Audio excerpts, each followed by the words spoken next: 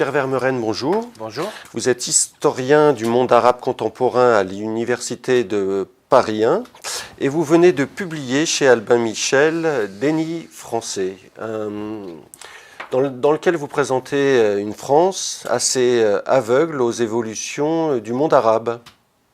Assez aveugle aux évolutions du monde arabe, oui, parce que le fil générationnel a été coupé et qu'aujourd'hui, les jeunes générations de dirigeants politiques qui sont amenés à traiter avec cette région du monde n'en ont pas de connaissances préalables, n'ont jamais reçu vraiment de cours ni d'enseignement. Donc bien sûr, ils ont des fonctionnaires nombreux et compétents, mais ils sont souvent pris en main dans leur connaissance de cette région par les régimes eux-mêmes qui bien sûr font la politique de leurs intérêts. Oui, c'est ce que vous expliquez au fil des pages. On a aussi beaucoup perdu en expertise, nos centres de recherche, nos scientifiques qui allaient sur le terrain notamment, ou qui étaient carrément, qui faisaient de la coopération au sein des administrations de ces pays.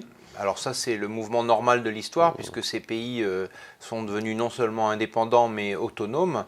C'est aussi le produit de la guerre, puisque beaucoup de ces territoires et de ces pays sont aujourd'hui interdits d'accès. L'Irak, la Syrie, ça fait quand même beaucoup. Le Golfe, ça n'a jamais été très simple. Le Yémen, bien sûr, est fermé. Le Soudan, c'est très compliqué. Le territoire algérien est soumis à la politique des visas. L'Égypte est devenue un pays. La Libye est fermée, vous voyez. Donc, au fur et à mesure qu'il y a une espèce de rétraction, bien sûr, il y a le phénomène générationnel qui est important. Il y a le phénomène de guerre, phénomène de tension politique. Et puis, dans les États autoritaires, il y a bien sûr un grand contrôle de l'information et de la recherche. Ce qui fait que c'est assez compliqué de travailler sur cette région, en tout cas dans son actualité, et cela a découragé énormément de volonté et de bonne volonté, et ça devient finalement un objet scientifique assez rare. Cela explique-t-il les défaillances de notre politique arabe ? La politique arabe, elle est menée directement par la classe politique en France. C'est la Ve République a conféré la direction des affaires étrangères à l'Élysée, notamment avec cette région du monde, ce qui sont les anciens territoires coloniaux d'Afrique, du Moyen-Orient. Donc du coup, l'université, si vous voulez, n'a pas une grande importance. Il y a bien sûr beaucoup de services de l'État dans le renseignement, dans la diplomatie, qui travaillent sur ces régions et qui sont les conseillers des politiques. Mais les politiques, encore une fois, sont souverains.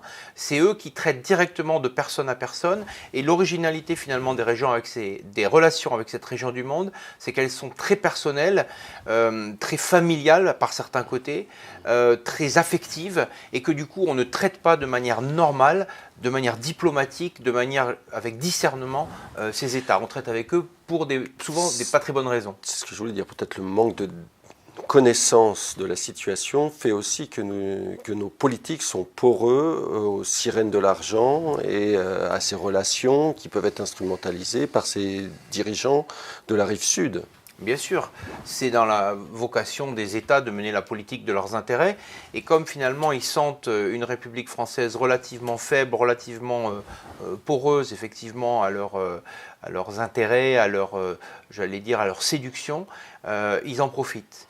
Et ils en profitent, je dirais, justement, ou avec raison, puisque finalement, ça se passe tout ça dans une certaine impunité. Maintenant, il y a vraiment un problème de connexion, de coordination entre les intérêts de l'État, et notamment l'intérêt de la France, l'intérêt de sa politique, et la manière dont sont conduites ces relations, encore une fois, très personnelles, très affectives, très financées aussi. Et ça, bien sûr, c'est quelque chose qui est rarement pris en compte parce qu'il n'est pas aisé d'en parler, mais il faut y réfléchir parce que structurellement, il y a un déséquilibre. Avec un exécutif aussi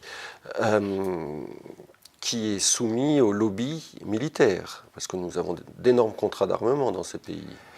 Oui, le lobby militaire, bien sûr, mais encore une fois, en France, c'est quand même le politique qui décide.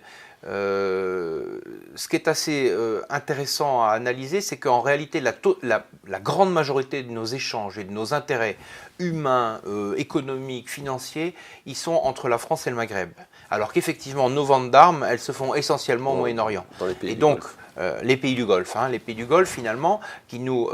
et puis, les pays du Golfe, c'est pas seulement les contrats d'armement, c'est aussi fantasmatiquement, du point de vue de l'orientalisme, héritage du 19e siècle, voire de Bonaparte, c'est le vrai islam, c'est le vrai monde arabe, je mets tout ça entre guillemets, et ça paraît plus séduisant, plus séducteur que de s'occuper de l'ancien pays des Berbères, l'Afrique du Nord. Pourtant, c'est là, et donc c'est vrai qu'il y a une divergence entre notre représentation du monde arabe. On veut faire la politique avec les grands au Moyen-Orient, on n'en a plus les moyens parce que pour ça, il faut avoir une armée autonome et on ne l'a pas par le temps qui court, surtout dans cette région du monde surarmée.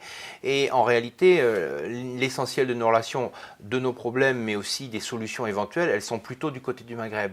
Et c'est pour ça qu'il faudrait peut-être réfléchir à cette reconnexion. C'est vrai que les marchands d'armes, c'est normal, comme les pétroliers, sont beaucoup plus intéressés par les monarchies du Golfe. Mais pour faire quoi ? Est-ce qu'on va faire la guerre à l'Iran pour l'Arabie Saoudite dans quelques années? On voit que l'hypothèse est grotesque et donc il faudra y réfléchir. Autre question brûlante dans l'actualité, la gestion de l'islam de France, sur lesquelles la France, les autorités françaises sont en proie à des influences étrangères. Oui, parce qu'on a l'habitude, et c'est normal, je veux dire, parce que nous, on est dans une perspective d'intégration des populations étrangères, c'est fondé sur le droit du sol, mais les États étrangers qui nous envoient des immigrés, en tout cas, ne raisonnent pas comme ça. Eux-mêmes sont des États qui sont basés sur le droit du sang. Ils considèrent qu'il y a une sorte de droit de suite sur leurs immigrés en France, et bien sûr sur ce qui les tient, c'est-à-dire la religion et donc l'islam. Et donc l'islam de France, que nous, on dit souvent, il y a des problèmes de banlieue, on regarde ça avec un regard de sociologue, avec un regard d'étudiant en économie ou en sociologie, mais en réalité, ce sont des problèmes internationaux, ce sont des problèmes religieux, donc très sérieux, alors que nous, on ne les prend pas très au sérieux, et ce sont aussi des problèmes d'ingérence, d'intrusion, parce que ces clientèles ou ces populations musulmanes de France qui sont arrivées depuis quelques dizaines d'années en France en provenance des États du Maghreb, elles sont toujours considérées comme maghrébines par leurs États, et du coup, ils ne les... c'est pas très beau l'expression, ils ne les lâchent pas, mais en tout cas, ils les contrôlent, ils les surveillent, ils les infiltrent, ils essayent de les orienter, et nous, on ne prend pas conscience de cette réalité. Et du coup, traiter l'islam de France sans prendre en compte cette dimension internationale, c'est être aveugle. C'est ce que j'essaye de dire. Pierre Vermeuren, merci. Je vous remercie.